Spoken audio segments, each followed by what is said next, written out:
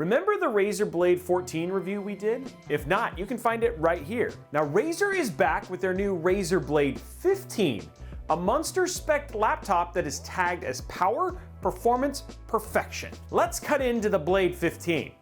See what I did there? Razer?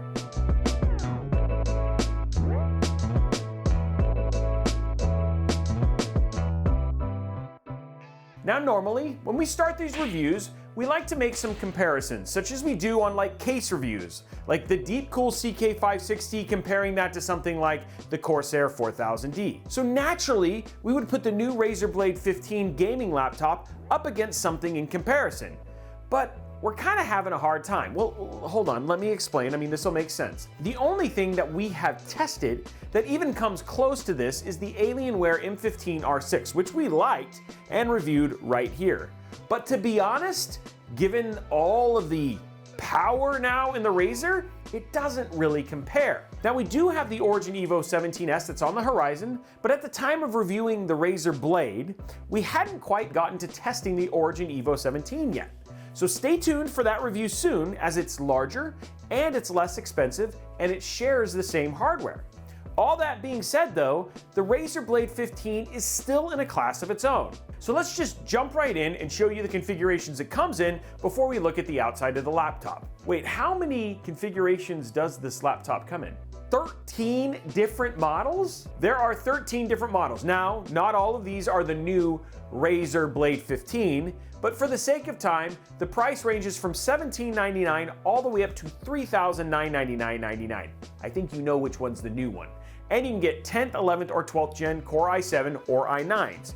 You can get GPUs from the 2080 Super all the way up to the 3080 Ti. You can get DDR4 or DDR5 RAM. You can get 512 gig or 1 terabyte NVMe SSDs, 1080p panels all the way up to OLED 4K UHD panels from 60 Hz all the way up to 360 Hz. Yeah, you see where I'm going with this? There are plenty of options and you're going to pay for what you get.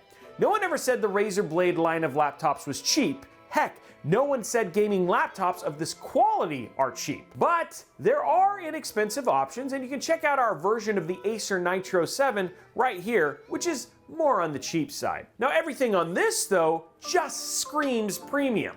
Each model weighs around 4 pounds and is 16.9 millimeters by 235 millimeters by 355 millimeters, making it the thinnest RTX laptop on the market today. Per key backlighting on all models, a precision glass touchpad that you can turn off when an external mouse is plugged in, Wi-Fi 6E AX1690, and Bluetooth 5.2. Okay, so enough about what you can get. Let's look at the model we actually tested. First, let's look at the outside. Upon opening the box, you're greeted with that clean Razer logo on the top of the clamshell. That does indeed light up when the laptop is on in that ever so pleasing Razer green. Now, according to Tom, we would have refused to review the laptop if the Razer logo didn't light up. I mean, come on. $4,000 for a laptop and the logo doesn't light up on the clamshell? I wonder if any other company out there doesn't have a logo on the clamshell that lights up. Maybe one with an A? At least Robeytech has a leg up on iJustine in her reviews, because in our B-roll, the logo lights up. Now, the Razer Blade is made from T6 CNC aluminum anodized and black in color with plastic in just the right places where it's needed.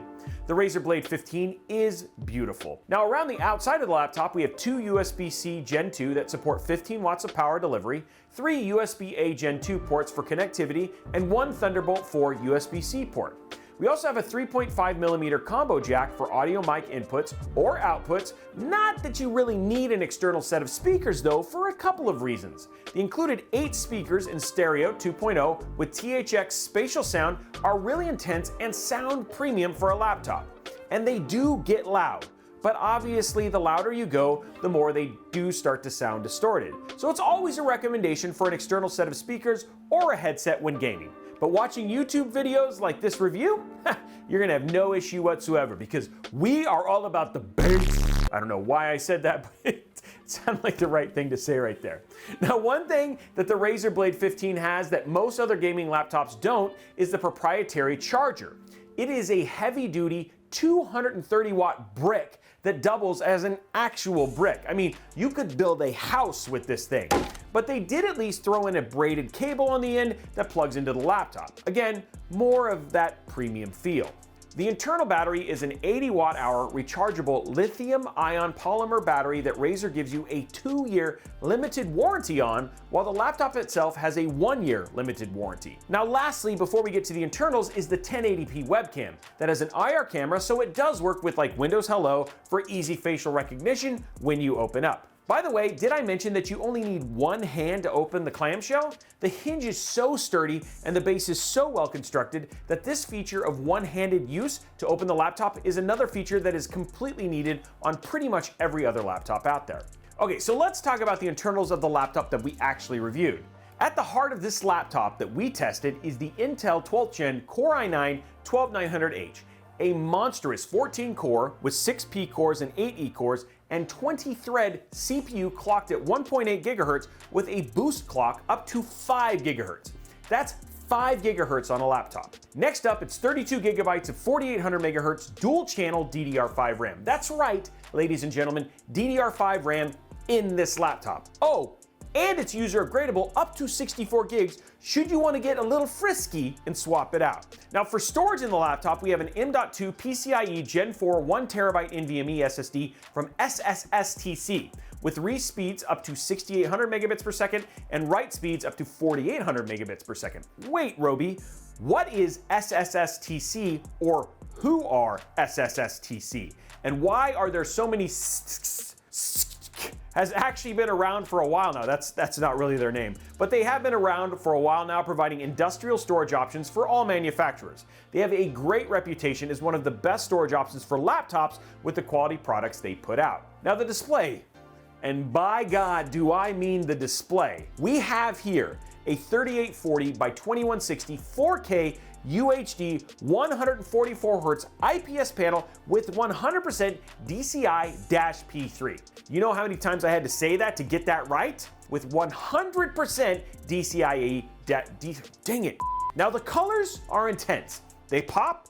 Watching a movie on it is just as enjoyable as peeling the plastic off of a tempered glass panel on a PC case. 144 Hz at 4K though, Robey. What on earth is going to power that thing? Well, inside of this Razer Blade 15 we have here is the RTX 3080 Ti Mobile. It's 16 gigabytes of DDR6 and it is powerful. 4K powerful? We'll see.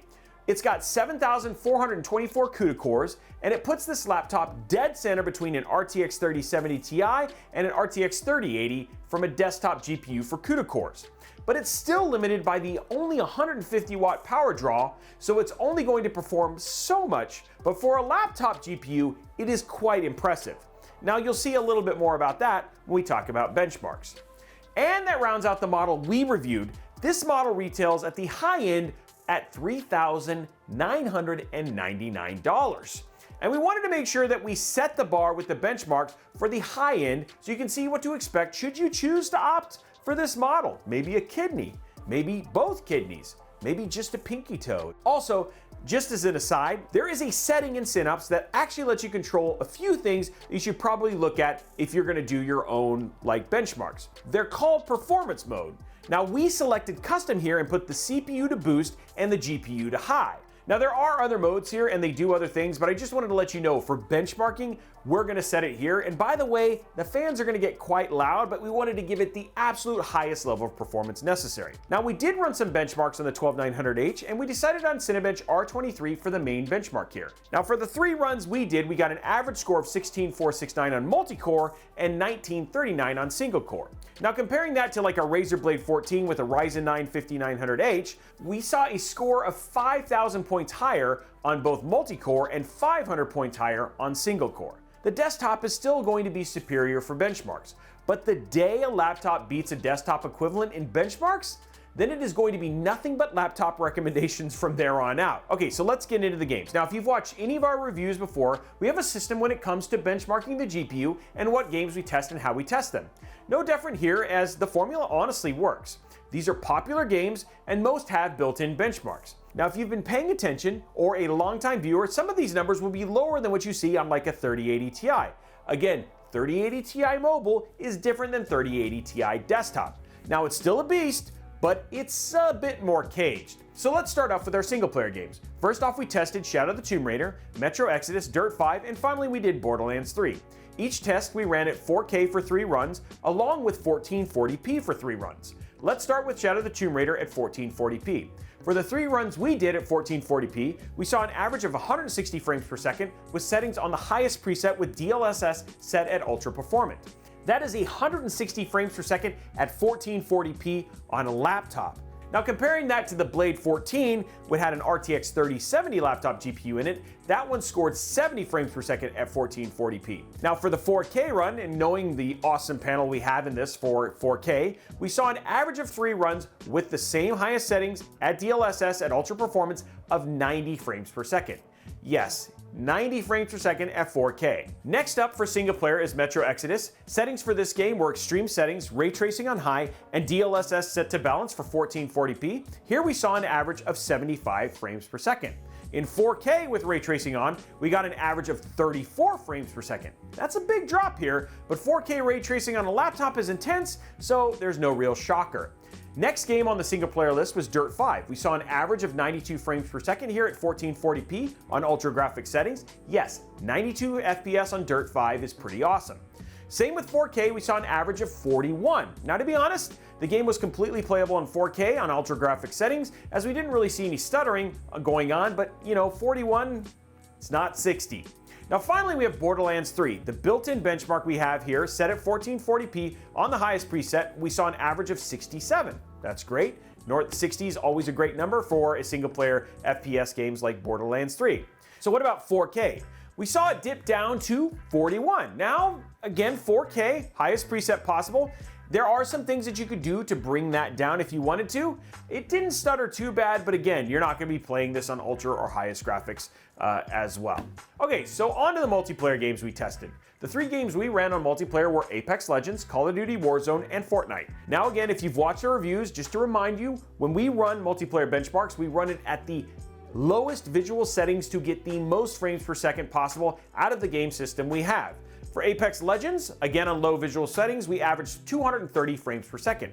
Over 200 frames per second in a 1440p, albeit low visual settings, is phenomenal. But the panel is only 144 Hz, so remember, all these games are going to lock at 144 Hz, which is probably best. For Call of Duty Warzone, we averaged 172 frames per second for the 3 runs at 1440p on low visual settings. Now, 172 FPS is awesome, but for something that is supposed to be visually stunning in Warzone, especially when they add Kong and Godzilla into the mix, don't be afraid to bump up the visual settings to high or medium. You're still going to get 100 plus FPS, and more than likely the game is going to look more amazing. All right, so there you have it for all of our multiplayer games. Whoa, wait, Robey, you forgot Fortnite. I almost forgot Fortnite. We averaged 301 frames per second on Fortnite. Let's wrap it all up for you. The biggest question is, do I recommend this laptop? The answer is 1,000 times yes, with lots of caveats, of course. Oh, and also if you happen to have the budget for it. It's beautiful. There isn't a better 4K gaming laptop on the market today, at least not one that we have reviewed. The comforts of the keys when you type, the silence of the fans when they're not really crazy cooling, and even the temps protected by Razer's vapor chamber cooling, which actually keeps it at 80, to the light up Razer logo on the top of the clamshell, to even being able to open it one-handed, you can't really get any better hardware. But right now, for the hardware in this laptop, for gaming specifically, 1440p would be a much better option. My recommendation is check out the 12800H 3080 Ti version with the 240Hz QHD screen. It's a better option for gaming. But it's not always about what I think, it's also about what you think. I would love to know your thoughts, and you know what? Maybe you could win a little cash in the process. First and foremost, you need to leave a quality comment down below, along with liking and subscribing to the channel. Now, when I say quality comment, it doesn't need to be positive, it just needs to be something you liked or didn't like about the video. What surprised you, etc. about the laptop or the video. Just not, I deserve to win, can I have a free Razer Blade, or something similarly dumb. You also need to ensure we have a way to reach you via your YouTube profile, like your email. So put your email in your YouTube profile, or we can't tell you if you've won. Why? Well, because we're going to be giving away $25 to one lucky comment below that is worldwide, as long as you can accept PayPal or Venmo. So, do you like the Razer Blade 15? What did you think about our thoughts on 4K gaming? What are your thoughts on the price? And what are some of the things that you look for when you're purchasing a laptop? I'd love to know all of that and more down in the comments below. Now, while you're down there, make sure you slap that subscribe button, whip that like button, and ring that notification bell so you get a notification each and every time we post a new video right here on Robeytech. Did you know we have a live stream channel for special builds and events? Check out Robeytech Live down in the description below so you can go and like and subscribe to know when we go live. Do you have questions about this case or other tech-related questions? Then check out our amazing Discord server filled with other tech and PC enthusiasts that love to share their thoughts and ideas on these very subjects. Are you looking for cheap tech? Then check out @robeytech.com or @robeytechdeals on Twitter, where we have our guy Tom scouring the internet for the best deals on all things tech and PC components, gaming, and TVs. Finally, you can follow me and my team on all the other socials @Robeytech absolutely everywhere. We hope you absolutely enjoyed this video, and we look forward to seeing you on the next one.